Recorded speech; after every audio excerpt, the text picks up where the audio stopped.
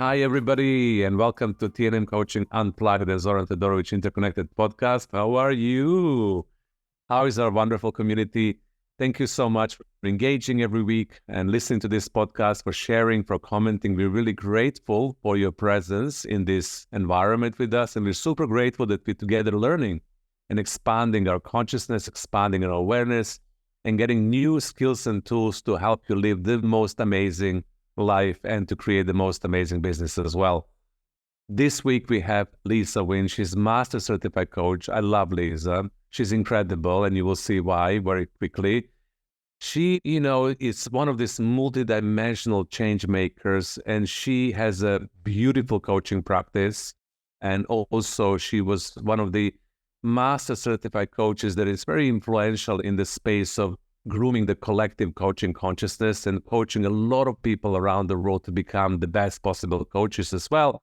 She's also somebody who worked in organizational development, in leadership development, and in corporate and executive coaches. She has a huge career around her and behind her. Nowadays, she supports incredible change makers to create amazing life and business. Lisa brings her knowledge and experience around the mindset coaching, alignment, change management to help people access their biggest passions, create their strengths, and discover their unique way of creating a positive change in their life, in their business, and then, of course, in the world and our planet as well. She also works with entrepreneurs and empowering this entrepreneurial spirit with an exciting aligned strategy to support and challenge people to implement that transformation in the way that really lights them up, which is with ease and grace. Lisa usually asks good questions. What are you here to do in your life? What do you want? How do you want to show up in your life? What is the contribution that you want to make in your life? And then she helps you co-design the process through coaching to live happy, healthy, abundant, and beautiful life. So welcome, Lisa. Thank you. Thank you. So nice to be here. And today, Lisa and I are going to discuss this year of Dragon. We both have this wonderful passion of working in Asia for nearly 11 years right now, traveling to China, being in relationship with the archetypes, mindsets, and Taoism and philosophy. And, we'd love to discuss today what is coming when it comes to 2024 that in Chinese traditional perspective is a year of Dragon. What does it mean? How can we benefit from this energy? How can we work with our energy in the year of Dragon? What does it mean for us, for our work, for our life? And how can we really capitalize on that stream of consciousness that we call the year of Dragon? So it's exciting conversation. Let's see where we go. And once again, welcome, Lisa. Thank you. Thank you. Yeah, I love that you call it a stream of consciousness because, that's exactly what it is. And when you really master, whether it's channeling energy, Eastern philosophy, astrology, it doesn't matter. If you master these things, for me, they're all universal energy talking to us, like French, German, and English, right? The three different languages that universal energy finds to communicate with us. So when you read the energy of all of them, they're all saying that 2024 is going to be and going to bring the highest frequency, like energies we've never felt before. And that's why so many people are struggling right now, like physically, emotionally, people feeling exhausted, not starting the year. There's just so much powerful high frequency energy that we're doing that work about leveling with. So the dragon is this beautiful metaphor for working with power. Mm-hmm. Yes, I was talking to a lot of people like you because we coach and we exchange, conversations and also through the business clients as well. And you're absolutely right. A lot of people are somehow struggling to align themselves at the beginning of this 2024. Right now, we're recording towards the end of January.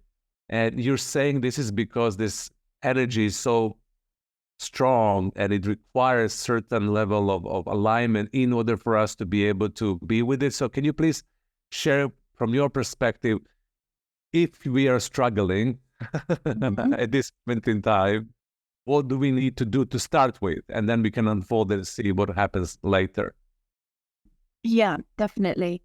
So if you think about the mechanics of what's happening, the sort of energetic, there's this influx of high frequency energy which is flooding through us and really demanding if you feel you are connected to universal energy or not. Like, everybody is feeling it. So first thing I think is to bring compassion to yourself. 1st of January, the Gregorian calendar, think of it as a made up date. Like, it's a consciousness, right? But it's a consciousness that comes from humans to source energy. Like, we'll go 1st of January, new year, new me. And it's a made up energy, which is, I think, the biggest reason New Year's resolutions probably fail, right? Because it's not a solid energy. So bear in mind that, like, for instance, 10th of February is the dragon, the Chinese New Year, the Lunar New Year. For me, that makes a lot more sense that that's coming from source, and that's 10th of February is an amazing time to really get started in terms of the I Ching. Yesterday was the New Year, 22nd of January. So we have a start codon within that. So if you look at any other philosophy, we're only just coming up to the new year. So if you feel like so many people had such big intentions for January, if your intentions haven't happened, good, let them go. Like, don't argue with what is. Be with what is. So what is this need to, what the energy is showing you right now is where, like, to almost simplify it, where you need to show more self-love. Like, where you're struggling. If you're tired right now, do you need more sleep? Do you need more inspiration? Are you being shown that there are certain things in your life that need to go? Like, the dragon doesn't compromise. So use all those things that are happening right now as signposts to where you can show more self-love, more self-compassion. And I had this amazing conversation last night with some people I'm working with about a concept of self-appreciation. And for me, this is another level of self-love. That if somebody went to a lot of trouble for you and it didn't quite come off, let's say it's your birthday and your family, or gorgeous families, are and said, right, going to organize this amazing party. And then, the weather was a bit cold, or people didn't turn up. There was another party the same night. But you wouldn't say, oh, you really let me down. You didn't give me the birthday party. I'm presuming, because you've been married a long time. If you did that, then probably you wouldn't be married so long. I'm sure I will do exactly what you think I would do. Yeah. But, we appreciate the effort that other people make. But when it comes to ourselves, we don't appreciate our efforts. So if you've been working hard on something that hasn't quite come off yet, appreciate yourself. Like, every night, right now, like when you go to bed, for instance, appreciate yourself. Appreciate how hard you worked, how hard you tried, how you showed up, rather than beat yourself up for lack of result. And all of this is going to create this self-love, self-appreciation is creating this up-leveling of your frequency so that you can actually meet this new frequency more comfortably.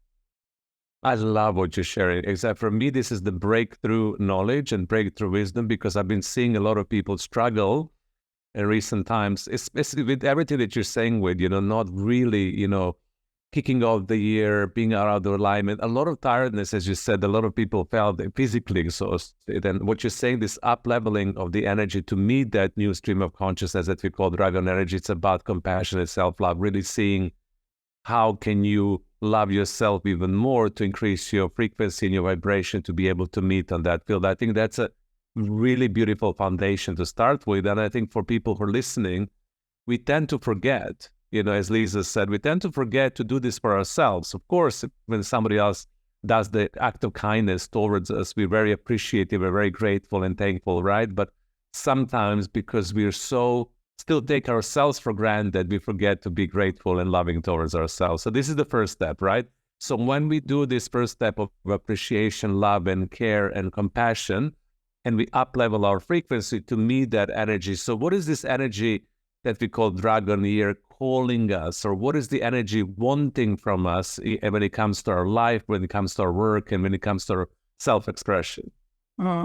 So I love this question. This also brings in the second big piece of work to be doing right now, because this is not a healing year. Last year, or this year, sort of up till 10th of February, 9th of February, is a triple yin year. It's the yin water rabbit. All three of those obviously are yin. It's introspective, it's deep, it's healing. So what we've been doing up till now, and still in this energy, is this deep, deep healing work to set ourselves up to really honor the feminine energy within each of us, to nourish ourselves. And then what's coming now is a yang year. This is a masculine energy year. And the big risk is that people say, oh, thank goodness, after the heaviness of the yin water rabbit, we're going to go into get stuff done mode and then go into hustle and burnout. But what's happening is the universal energy is teaching us, is healing us, or encouraging us to heal ourselves, so that we then start to come into this ramping up the energy in terms of frequency. Because the dragon is the youthful, it's the green wood dragon, actually. So think about green wood coming up in spring. So we have the crone energy of the winter, of the healing of the yin water rabbit. Now this green wood dragon is like, hello, I've been asleep for 59 years. I'm going to get stuff done. And he's about power, and he's about action, and he's about youthful yang energy. So this is a year where, like, this next year ends 28th of January 2025. And I promise you, 28th of January 2025, you have the potential to look at your life and say, wow, everything is different. And for us to look at the world and say, wow, everything is different. And because it's about power, it's about leadership. So we can see that in the world right now, there is so much power struggle, so many people fighting for leadership at one level, but really it's about power, isn't it? Mm-hmm. And the dragon brings this potential for leadership to be evolved exponentially. For this is the year where you could 10x your business if you own this energy, but you have to do this. You have to do it on the foundation of the yin water rabbit. So this is about saying, I feel more healed, I feel more expansive, and the divine feminine holding the divine masculine. That's what's so beautiful for me energetically, because we always, people don't really understand energetics, but have got a little bit of a taste of it. We'll say the masculine holds the feminine energy. Mm-hmm. I don't know why and where, but here we have a year where this powerful yin energy, like the grandmother energy, healed and strong, is saying, right, my young grandson, off you go. I've just had I'm granny with a new grandson. That's the energy of hold him safe so he can go and change the world. So we have to, really the most powerful work I'm doing at the moment with clients is helping them to heal their relationship with their own masculine energy. Mm-hmm. And so that is currently, I think, the other piece that is super important, because you need to be at one with your masculine energy in 2024, for sure. So that beautiful, clear, new masculine energy, how you would describe that, when you support and help your clients heal that? And what is the relationship between that clear, pure, new, fresh masculine energy inside of ourselves and power that we really want to express by using this dragon year? This masculine energy that's coming in, for me, it's you think about how much work has been done on feminine energy in the last few years, like feminine energetics and divine feminine. And actually, I know we've talked about this and sometimes teased each other about it, but none of this work without the divine masculine. You know, that if you think about the egg of the feminine part of reproduction is this passive egg that floats around waiting to be fertilized. It has no choice about which, you know, who gets to fertilize it in terms of which like sperm is going to come in. It's entirely passive in that. And as soon as it's fertilized in that way, that incoming masculine energy creates this like electric field that says no one else is coming in. This is mine. I've claimed this. So being able to really claim our dreams this year, and to own that, you know, our wounded masculine, maybe we've burnt out in the past, maybe we've bought into hustle culture, bro marketing, you know, we've done things in an old patriarchal way. And my granny would say, we've thrown the baby out with the bathwater. We've been so focused on trying to let go of patriarchy that actually we've missed the fact that the intention of masculine energy is protection, ambition, drive, positivity. You know, it's the sunny side of the mountain. It's where most of the creativity happens. The positivity, really owning the joy of masculine energy and allowing it to have its freedom and trusting it. Like, how often do we not trust masculine energy anymore? Most of the time. Like, we don't trust masculine energy because it's either burnt us out or we've seen it doing something we don't trust. That was never the divine masculine. That was always, you know, wounded masculine and sometimes wounded feminine that we choose to label as masculine. So this is about nurturing that. Imagine going into your garden in early spring and seeing all these buds coming up. You wouldn't say to them, don't trust you, don't know what you're going to do here. Yay! How can I be of service to your growth? Yeah. Yeah. I love that. How can I be of service to your growth? And I love that you're redefining this wonderful masculine energy, because you're absolutely right. You know, this is something that has been neglected and put aside and ignored in men and in women. It's not about masculine men and feminine women. It's about our balance, yin and yang within us, our masculine and feminine energy that we all carry. So that new masculine energy, you know, with the year of dragon, is getting us into that space of being able to be more creative, being able to be more positive, being able to get things done. Is that the trajectory? How would you say that, as I said, the stream of consciousness, what is this wanting us to do, and how do we actually engage in the most beautiful way? You mentioned already power, you know, that we need to allow ourselves to be much more powerful and to allow us to express power.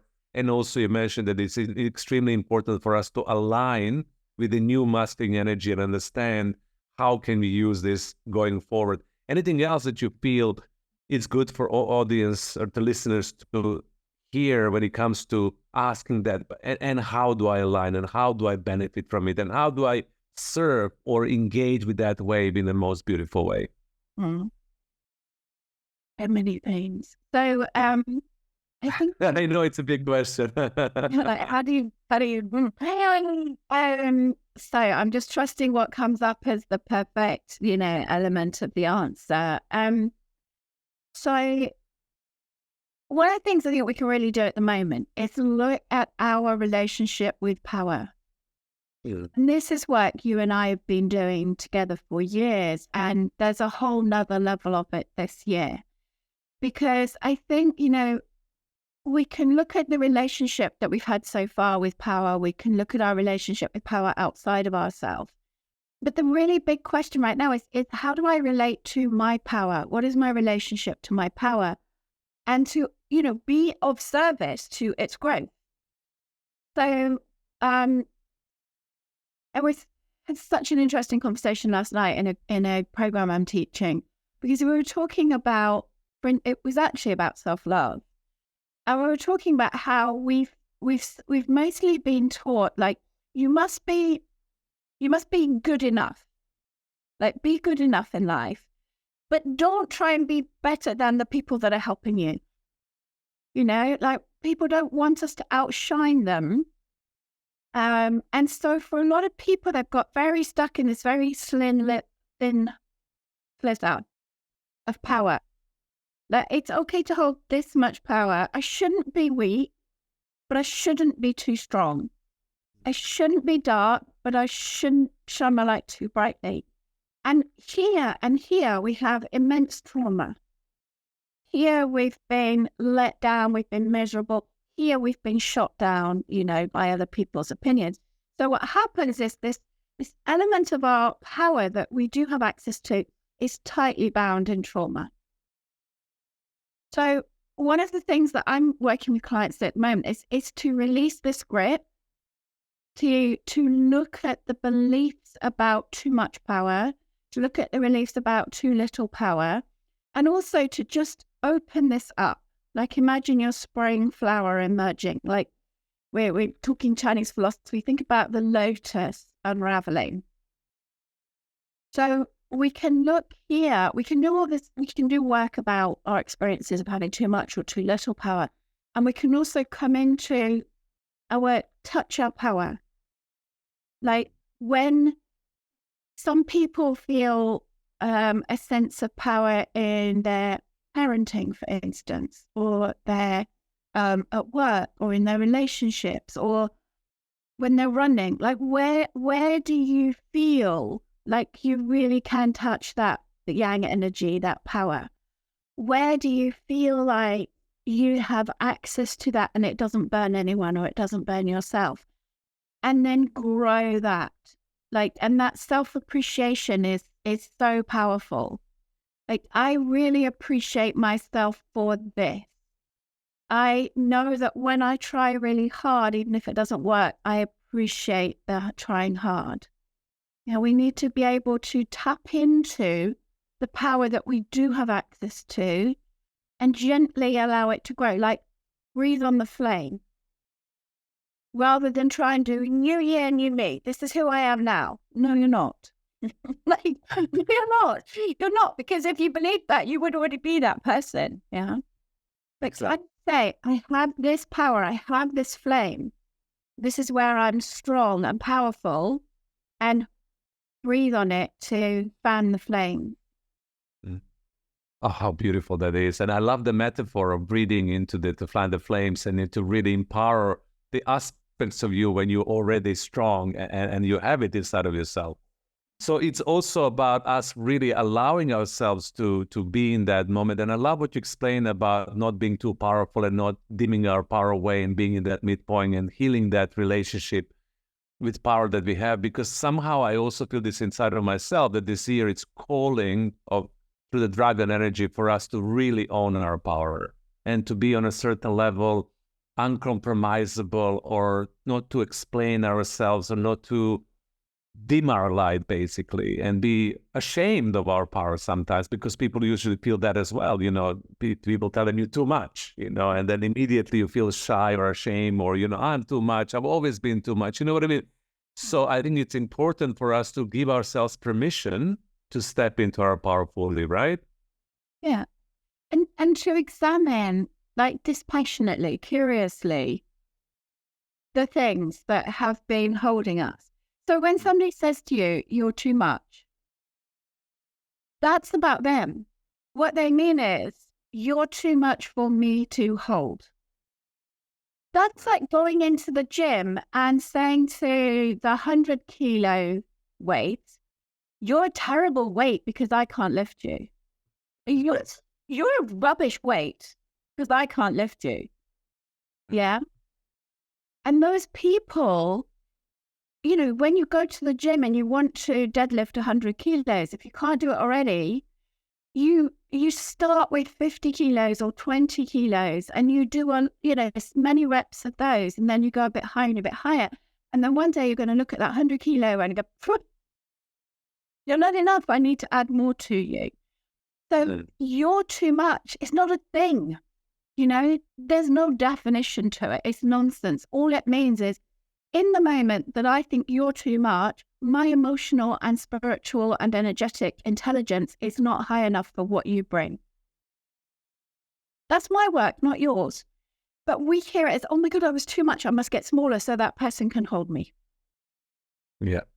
Yeah, exactly. And we do it, we do it willingly sometimes, because we're not trained to think those elevated thoughts. Thank you so much for holding this. I think it is super important, especially for change makers and people who are listening to personal development podcasts, because we have a natural tendency to lead the way, to become the change makers, to expand human consciousness. And then we allow ourselves to get into the space of empowerment and full power. And then we meet reality, and then we shrink down, and then we lose ourselves, so to say, and we're not able to carry out the vision or the purpose or the initiative that is ours to do, right?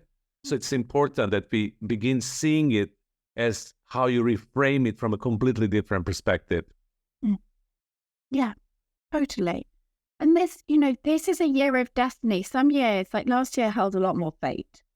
And for me, I'm defining fate as things that our soul agreed to before we got here, that have to happen, that there's no dodging. We get to choose how it plays out, but it has to happen. Whereas destiny is for me, is that result of our choices in this lifetime. 2024 is the destiny year. It's like the program I'm running at the moment that we're just coming to the end of is called Unwritten. Because 2024 is unwritten. It's this amazing ball of potentiality. So the other really important thing is that you choose what you want this year. That you do the work to claim your desires. There's that scene in the Notebook film where I think it's Ryan Gosling is saying to the woman, like, what do you want? What do you want? What do you want? And she says, it's complicated. And he says, yeah, but what do you want? And all he wants to do is give her what she wants. And that for me, that's the universe this year. It's like, what do you want? Because I want you to have it. But you've got to say it, and it's the dragon. You've got to show up and do it. This is not a year for wounded feminine where we lean back and say, "Yeah, but I would like to just attract it." Like, amazing, the universe wants to work with you, but a lot of that I just want to attract it is actually very wounded, because I'm scared to take action because I'm scared I'll burn out, and more importantly, I'm scared it won't work. So at least if I say I'm just attracting it, then I won't have put the work in and be disappointed that it didn't work. So this is a year to say, this is what I desire, to own your desires and show up for them, but show up for them powerfully, not in a sort of hustle burnout way. Keep your standards high. Remember all the healing we've done. And this is the absolute dance of masculine and feminine energy within us. The divine feminine watching the divine masculine with absolute admiration as he does his magic, and then receiving gloriously, and being in that beautiful inner relationship where both of them are fully empowering each other and asking, what can I do in service of your growth?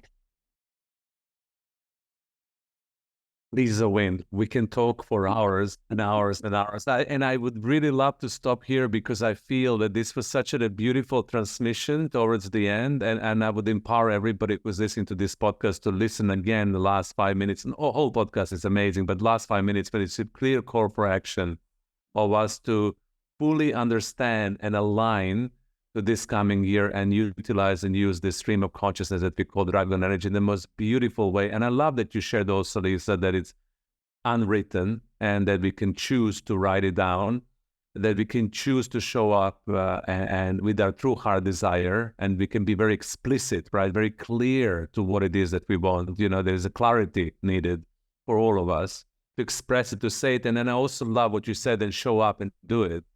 There's sometimes that we move from the conversation, it would be lovely, it would be great, it would be amazing if I could have, into the space I'm being it and I'm doing it, right?